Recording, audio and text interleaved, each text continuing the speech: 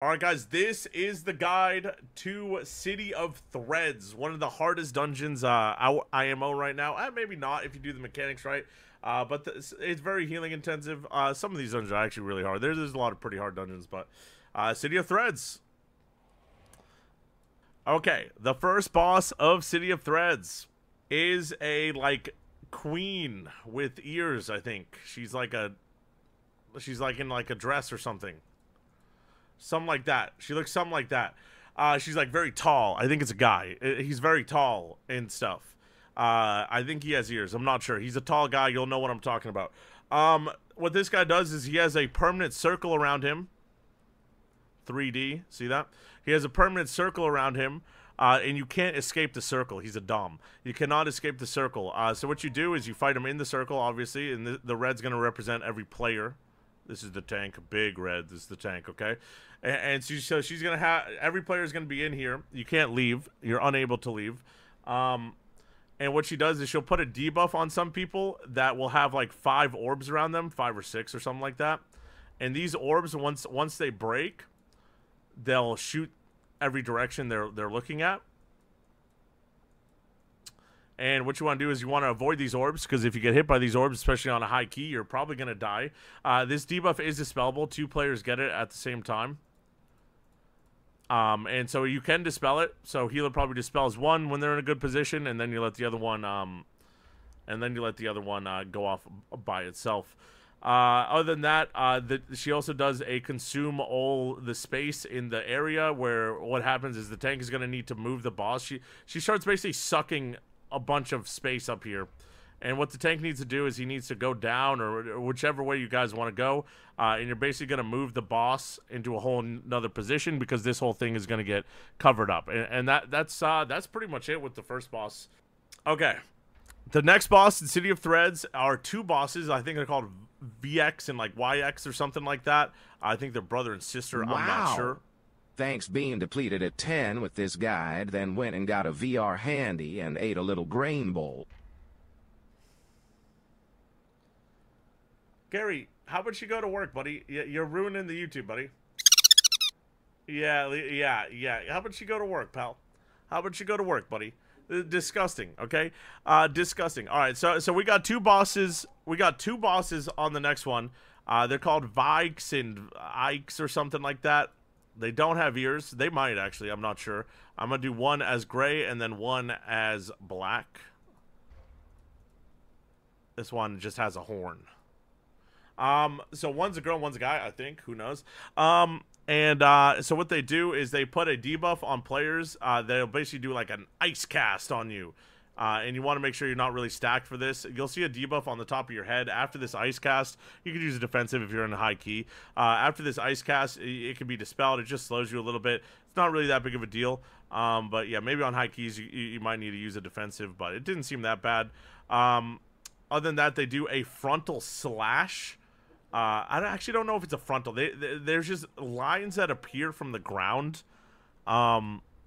They're like dark, like little lines that appear from the ground. You'll see them. Obviously, just avoid them. They're like 2 per cast. I don't think it's any directional way or anything like that. I don't even think it's connected to the people. It's just dark lines, so you don't want to stand in. I've never stood in them, so I don't know if it kills you, but I wouldn't stand in it. It's like fire. Then they also do a saber slash together. I'm not sure if that's the name of it, but basically they slash in a line together, pretty much 3 times. So they'll quickly slice this way, and then they'll quickly slice another way. They'll quickly slice that way. Quickly slice that way. They do 3 slices together, and then they'll port back into a position on the left side of the playing field. When you start the boss on the left side, you'll see what I mean when you do it. They'll port together after they're done doing their 3 slashes. They also do a debuff on the tank. That's like you'll see a big frost circle. And you need to stack in here to save the tank. It'll do a lot of tank damage if you don't stack, and it'll probably kill the tank. And that's really it. Basically, stay out of line, stay out of stuff, spread out when you get a blue debuff, and stack on the tank when he gets a tank circle around him. All right, the third boss of City of Threads is a big glob. It kind of looks like, I don't know if you guys know it, if you know butt soap, but it kind of looks like butt soap. So hold on, let me actually get a nice. Actually, we can edit something in there. A nice little butt soap looking boss. Basically, this is butt soap's face, and this is his bit. Sorry, a little bit more accurate. There we go. Nice big glutinous. He's like a glutinous glob, basically. And so he's actually featured in this dungeon, which is really cool. They immortalize him, which is actually really cool. And he has this big room. He's in this big room. And what this boss does is he does have a tank buster, which is a small AoE around him. You just want to get out of that. And it reduces the healing received. Totally knew that. Reduces the healing received on the tank. So healers, you know, big heals when the tank buster comes out. Other than that, he will summon. There's four areas.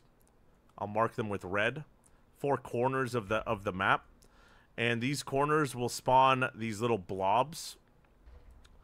These little orb blobs. They're actually circular. These little orb blobs that'll try to get to the boss. If these blobs reach the boss, it'll heal the boss for 7% health per orb. This phase happens twice, and what you want to do is you want to absorb it. So the red is going to be the player.